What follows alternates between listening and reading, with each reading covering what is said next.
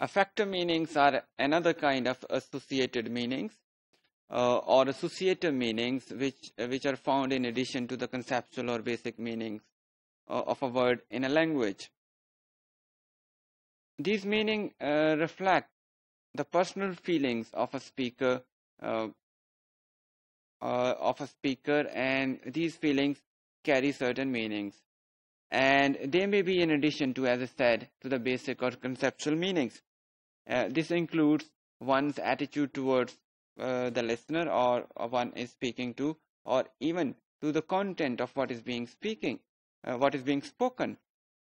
We usually have a certain temperamental or affective way of saying something.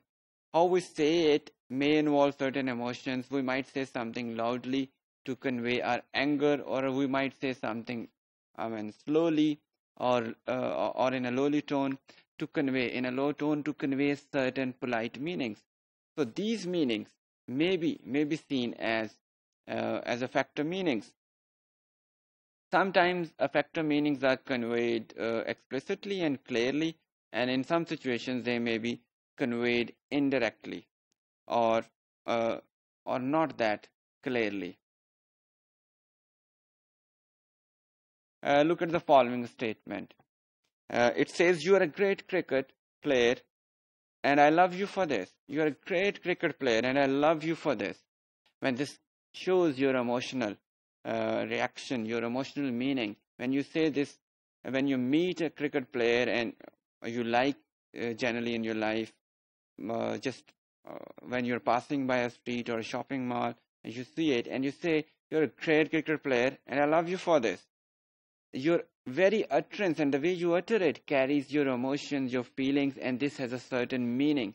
Here, the emotional meanings are very loud and clear. But in some situations, they may not be that loud. For example, when you in a situation you may be angry, but you do not want to convey that in a clear way. Let's have a look at this example. "I'm sorry to interrupt, but I wonder if you would be kind enough to lower your tones, lower your voices. Will you please open the door?" You just subside that anger element from these statements by the way you say it. And this happens for the sake of politeness.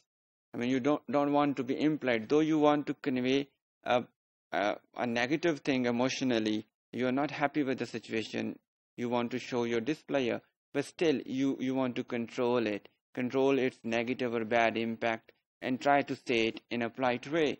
And for that matter, you convey your emotional meanings indirectly. So they may be hidden or indirect for the sake of politeness. So there are certain social reasons behind how you communicate a certain affective meaning. And these situations or meanings may be culture specific.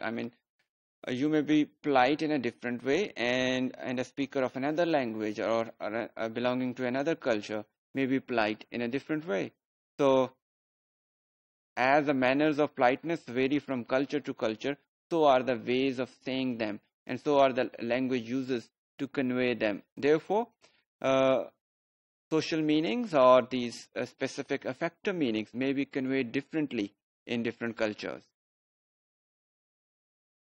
As social norms vary from culture to culture, then intonation, tone of voice, and other factors of uttering a certain statement also contribute to the communication of these affective meanings.